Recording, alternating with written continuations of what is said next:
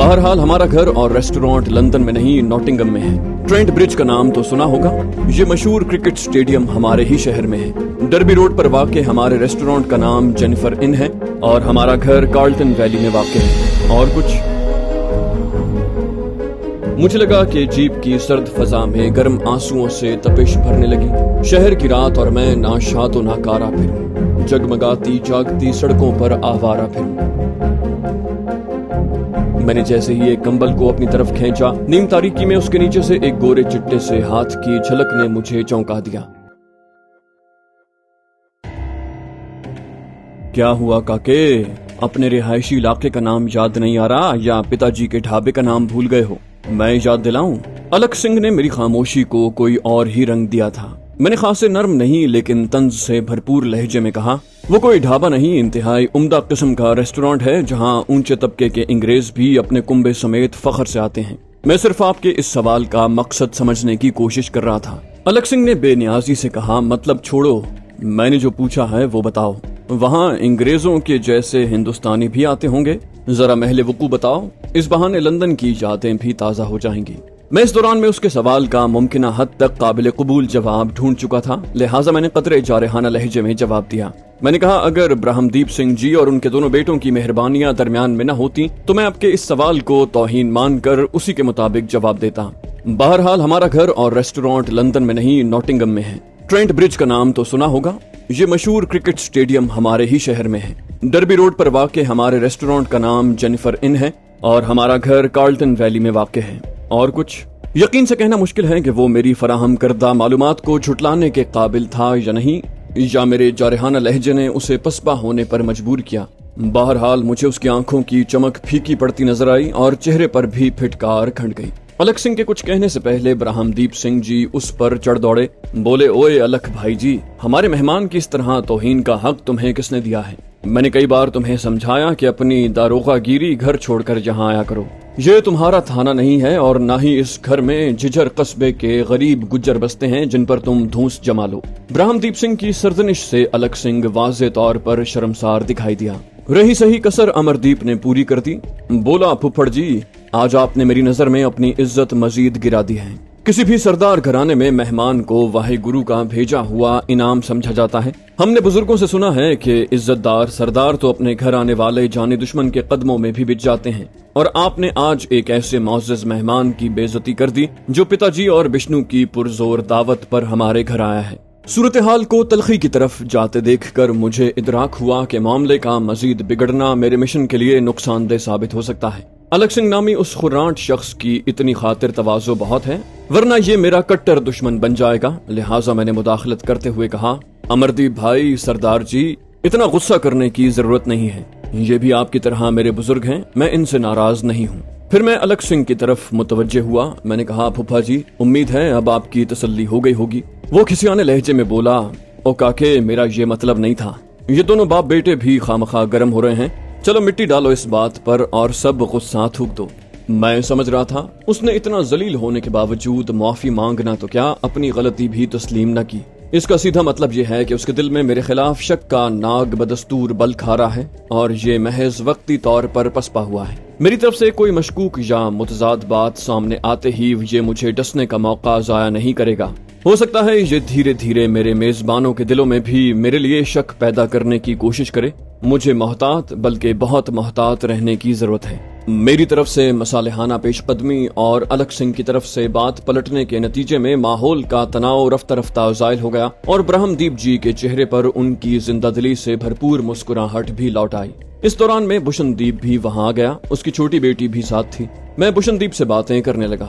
अलक सिंह की ब्रह्मदीप और अमरदीप से कुछ ही देर की गुफ्तगू में अंदाजा हो गया कि अलक सिंह माली मसाइल का शिकार है और ब्रह्मदीप से मुशावरत के लिए आया है। ब्रह्मदीप उसे समझा रहे थे कि उसके पास मौजूद 5-6 किले ज़रई अराजी पर गंदम, कपास या धान उगाने से इतनी आमदनी नहीं हो सकती कि वो अपने अच्छे खासे बड़े खानदान समेत साल भर अच्छी तरह जिंदगी गुजार सके।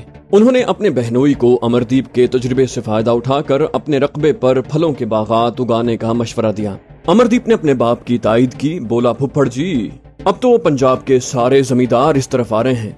हमारे इलाके के फलों को सब शहरों में हाथों हाथ लिया जाता है। अलख सिंह ने नीम दिली से कहा, लेकिन पेड़ उगने और फिर उन पर फल आने में तो कई साल लग जाएंगे और इसके लिए काफी रकम भी दरकार होगी।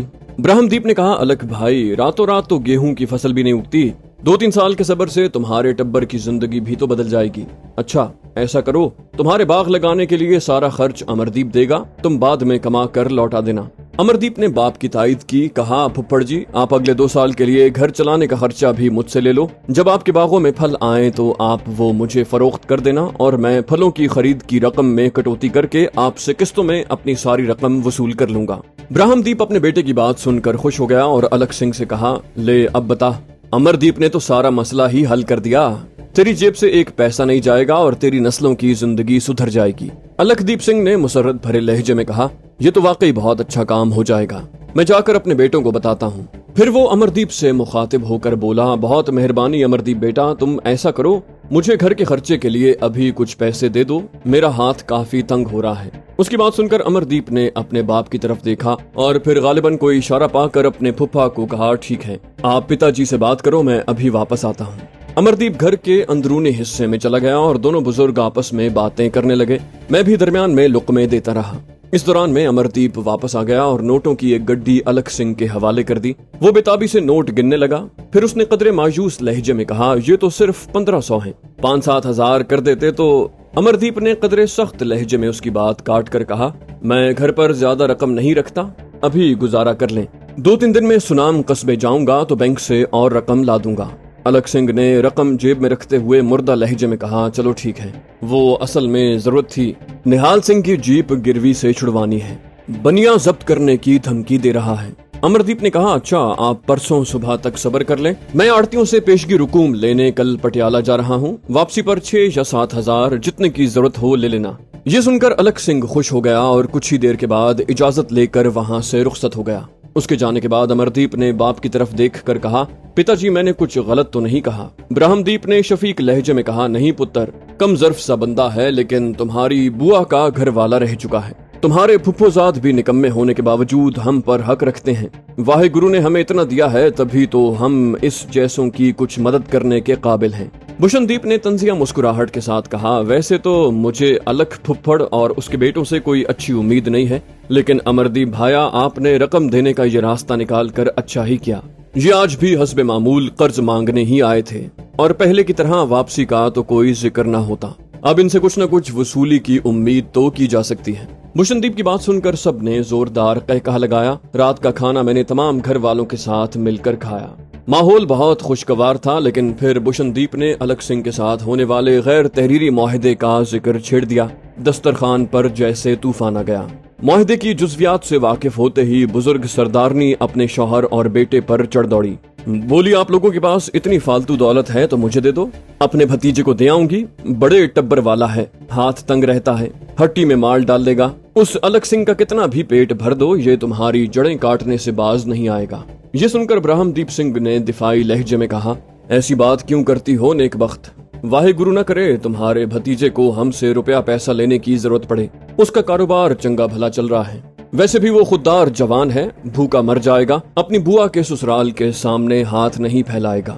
ब्रह्मदीप और उसके बेटों की कोशिश से बिलाखिर बड़ी बी का गुस्सा कुछ कम हुआ, लेकिन अलख सिंह के लिए उस घर में अभी लानत मलामत का कोटा खत्म नहीं हुआ था। चाय का दौर शुरू होने पर अमरदीप अपने पहलू में बैठे छोटे भाइयों को सरगोशियों में अलख सिंह की मेरे बारे में शरंगेज गुफ्तगू का अहवाल बता रहा था कि बुशनदीप की तरफ से अपने फूफा के खिलाफ आवाज बुलंद नाराजगी के इजहार से बड़ी सरदारनी और उनकी बहू के कानों में भी मामले की भिनक पड़ गई और उन्होंने पूरा किस्सा सुनकर दम लिया। बस फिर क्या था, अलखदीप के खिलाफ नफरत की दबी हुई चिंगारी एक बार फिर भड़क उठी। इस बार सरदारनी की बहू भी अलख सिंह की गायबाना खातिर तवाज़ो कर रही थी। ब्रह्मदीप और बेटों की तरफ से खासी देर कोशिश करने के बाद कहीं अलखदीप के खिलाफ उनके जहर उगलने का सिलसिला थमा। खाने और चाय से फारिग होने के बाद अमरदीप ने मुझे जल्द सो जाने की हिदायत की, क्योंकि हमें अलसुब पटियाला रवाना होना था। बुशनदीप मानू के साथ मेरे कमरे में मेरे साथ आया और कुछ देर खुशगपियां करने के बाद मानू को लगभग जबरदस्ती साथ लेकर रुखसत हो गया। मैं बिस्तर पर लेटकर खासी देर तक मौजूदा सूरत हाल पर गौर करता रहा। मुझे अलख सिंह के बारे में सोचते हुए कोफ्त के साथ तशवीश भी महसूस हुई। मैं इस नतीजे पर पहुंचा कि मुझसे बुग़्ज़ रखने वाला ये शक्की मिजाज शख्स मेरी राजदारी के लिए खतरा साबित हो सकता है। लिहाजा मुझे उसकी तरफ से एहतियात बरतनी चाहिए। बिलाखिर मुझे नींद आ गई और मैं खासी पुरसुकून और गहरी नींद सोया। लिहाजा जब अमरदीप मुझे बेदार करने आया तो मैं फौरन उठ बैठा। वो बोला, जीप कल रात से ही तैयार है जवान, अब निकल चलो। हम मेहमान खाने की आराम बख्श फजा से बाहर निकले तो सवेरे की बर्फीली हवा और कोहरे ने इस्तकबाल किया। हम दोनों तेजी से जीप में जा बैठे। जीप का पिछला हिस्सा ढका हुआ था, ताहम हस्बे रिवायत ड्राइविंग और पैसेंजर सीट के दोनों तरफ दरवाजे और खिड़कियां गायब थीं। अमरदीप ने ड्राइविंग सीट संभालने के बाद स्टीयरिंग पर हाथ रखा और फिर फौरन हटा लिया। बोला, यार बिल्कुल बर्फ हो रहा है, दस्ताने साथ रखने चाहिए थे। चलो भवानीगढ़ से खरीदने की कोशिश करेंगे। जीप का इंजन बहुत अच्छी हालत में था क्योंकि वो फौरन ही स्टार्ट हो गया था। धुंध की वजह से हद नजर खासी कम थी, लिहाजा अमरदीप खासे मोहतात अंदाज में गाड़ी चला रहा था। नीम पुख्ता सड़क पर वैसे भी छोटे बड़े गड्ढों की कमी नहीं थी। अमरदीप ने कहा, मैं सोच रहा हूँ कि मजीद 1 बीघे पर संतरे और 1 बीघे पर आम के बागात लगा दूं। पुराने व्यापारियों की तरफ से ऑर्डर बढ़ते जा रहे हैं और कुछ नए व्यापारियों की तरफ से भी दिलचस्पी जाहिर हो रही है। मैंने उसकी राय की तायद की। इतने अच्छे जायके वाले फलों की मांग में तो इजाफा ही होना था। मैंने आपस की गुफ्तगू में यकसानी महसूस की तो अमरदीप से खुद उसकी पसंद का कोई गीत सुनाने की फरमाइश की। मेरी बात सुनकर वो यकदम खामोश हो गया। उसके चेहरे पर रफ्ता रफ्ता रंजो अलम के साए उतर रहे थे। मुझे पछतावा हुआ कि ये मौजू क्यों छेड़ दिया, लेकिन कुछ देर के तवक्कुफ के बाद अमरदीप ने हलक साफ किया और फिर धीमे सुरों में तलत महमूद का एक दर्द भरा गीत छेड़ दिया। मुझे लगा कि जीप की सर्द फजा में गर्म आंसुओं से तपिश भरने लगी। शहर की रात और मैं नाशादो नाकारा फिरूं, जगमगाती जागती सड़कों पर आवारा फिरूं। इत्तेफाक की बात है कि इसरारुल हक मजाज की वो नज़म आवारा मुझे भी बेहद पसंद थी। मैं सांस रोके अमरदीप को गाता सुन रहा था। मैंने सुना कि तलत महमूद अपनी आवाज के सोज की वजह से बर्रे सगीर के अजीम गायकों में शुमार होता है, लेकिन अमरदीप की जिंदगी में रूनुमा होने वाले भयानक अलमिये के पस मंजर और बर्फीले माहौल में वीरान सड़क पर सफर के दौरान उस लम्हे मुझे अमरदीप के लबों से निकलने वाला हर बोल तीर बनकर दिल में उतरता महसूस हुआ। खुसूसन जब वो जख्म सीने का महक उठा है आखिर क्या करूं पर पहुंचा तो मेरे अपने हलक में भी नमकीन नमी महसूस हुई। गीत खत्म होने की खासी देर के बाद भी हम दोनों चुपचाप एक दूसरे से नजर चुराए आंसू छुपाए बैठे रहे। फिर अमरदीप ने ही खुद को संभाला और उधर की चंद बातें करने के बाद कहा, अब यार तुम्हें एक और किस्म का आवारा गाना सुनाता हूँ, तबीयत सेट हो जाएगी। ये कहकर उसने मुकेश का गीत आवारा हूँ खूब झूम झूम कर सुनाया। उस गीत ने वाकई तबीयत का बोझलपन दूर कर दिया और जब भवानी गोठ पहुंचे तो दोनों पूरी तरह हशाश बशाश थे। वहां का नाश्ता भी अमरदीप के दावे के मुताबिक निहायत लजीज साबित हुआ और वहां की सौगात पेड़े भी मजे के थे। खाने से फारिग होने के बाद अमरदीप ने अपने पिताजी के लिए पेड़ों का एक दोना बंधवा लिया। हम दोनों जीप में आकर बैठे तो अमरदीप ने पेड़ों का वो दोना मुझे थमाते हुए कहा, यार जरा पीछे दोनों सीटों के दरमियान रखे कंबलों के बंडल पर रख दो। मैं दोना लेकर सामने वाली दोनों सीटों के दरमियान से पिछले हिस्से की तरफ झुका। कंबलों का बेतरतीब ढेर मेरी नजरों के ऐन नीचे मौजूद था। मैंने एक हाथ से कंबल हमवार करना चाहा। मैंने जैसे ही एक कंबल को अपनी तरफ खींचा, नीम तारीकी में उसके नीचे से एक गोरे चिट्टे से हाथ की झलक ने मुझे चौंका दिया। अमरदीप ने मेरी कैफियत महसूस करते हुए हंसते हुए कहा, खैरियत तो है ना बहादुर भैया, आपको क्या नजर आ गया जीप के पिछले हिस्से में? मैंने उसकी बात का जवाब देने की बजाय फ्रंट की सीटों के दरमियान से मजीद झुककर पेड़ों के दोने को कंबलों से हटाकर जीप के फर्श पर रखा और फिर उस कंबल को पकड़कर पूरी तरह हटा दिया। मेरा अंदाजा दुरुस्त निकला। मेरी नजरों के सामने मानू गहरी नींद सो रहा था। इस दौरान में अमरदीप भी तजस्सुस के मारे जीप के अकबी हिस्से में झांकने पर मजबूर हो गया। मानू पर नजर पड़ते ही वो हैरानी से तकरीबन चीख पड़ा, ओए ये काका यहाँ कैसे पहुँच गया? मैंने कंबल दोबारा मानू पर डाला और अपनी सीट पर बैठते हुए कहा, भाई बच्चे तो बादशाह होते हैं, इन पर किसी का जोर नहीं चलता। ये हमारे साथ पटियाले जाने की जिद कर रहा था, आप नहीं माने तो इसने खुद रास्ता निकाल लिया। अमरदीप भी इस दौरान सीधा होकर बैठ चुका था।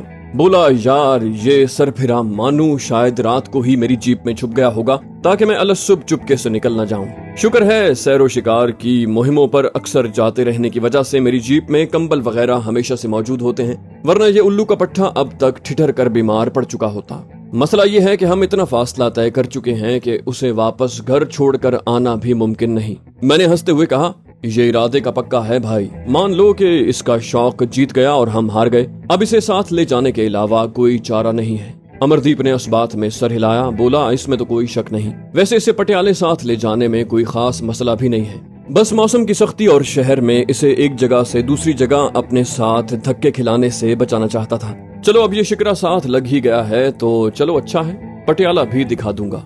मैंने बात को अपनी मर्जी के रुख पर मोड़ते हुए कहा, अमरदीप भाई ये तो देखो, मैं भी तो पटियाला देखने ही 1200 मील का सफर करके पंजाब आया हूँ। मानू ने भी इसी शौक से मजबूर होकर ये हरकत की है, लिहाजा आप मेरे नन्हे दोस्त को डांटना मत। अमरदीप ने हंसते हुए कहा, अरे नहीं यार, ये तो मेरा जिगर है, इसके लिए तो जान भी हाजिर है। इस दौरान में वो जीप को एक बार फिर पटियाले की तरफ जाने वाली सड़क पर चढ़ा चुका था। यहाँ से सड़क काफी चौड़ी हो गई थी और मुसाफिर गाड़ियां भी कसरत से दिखाई देने लगी। खुशगवार लेकिन चमकीली धूप में सड़क के दोनों तरफ दौड़ते गंदुम की लहलहाती फसलों वाले सरसब्ज खेत नजरों को ठंडक और फरहत बख्श रहे थे। सूरज ऊपर चढ़ने से सर्दी की शिद्दत कम हो गई थी। मुनासिब रफ्तार से सफर करते हुए हम लगभग 1 घंटे में पटियाला के करीब पहुंच गए। मैंने पटियाला की सैर में अपनी दिलचस्पी जाहिर करते हुए कहा, मेला शुरू होने में तो अभी 1-2 दिन बाकी हैं। ये बता दें कि इस शहर में सयाहत के लिहाज से काबिल जिक्र मकामात कौन कौन से हैं। मेरी बात सुनकर उसने हल्का सा कहकहा लगाया, बोला, भाई ये शहर राजों महाराजों की बनवाई हुई आलीशान इमारतों से भरा पड़ा है। आज शाम तक तो तुम 2-4 जगह ही देख सकोगे। ऐसा करते हैं, मैं तुम्हें मोती बाग महल छोड़कर तरकारी मंडी चला जाऊंगा। तुम 1.5-2 घंटे महल और बाग की सैर करने के बाद तांगा लेकर या पैदल कला मुबारक चले जाना। वहाँ घूमना फिरना, कोशिश करूंगा कि मैं भी मानू को साथ लेकर वहाँ पहुँच जाऊँ। मेरे मुंह से बेख्तियार निकला, लेकिन कला मुबारक तो भटिंडा में है ना। ये कहकर मुझे अपनी जबान पर काबू न रख पाने पर गुस्सा आया।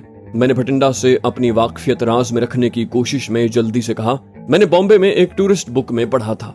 अमरदीप को अस्बात में सर हिलाकर मुस्कुराते देखकर मेरी जान में जान आई। वो बोला, भाई आप ठीक कह रहे हैं, भटिंडा में भी एक कला मुबारक मौजूद है और दोनों ही तारीखी हैसियत रखते हैं। बहरहाल इस मौसम में कले की सैर में आपको लुत्फ आएगा। अगर मुझे कला मुबारक पहुंचने में देर हो जाए तो इंतजार कर लेना, हमें इकट्ठे वापस गाँव जाना है।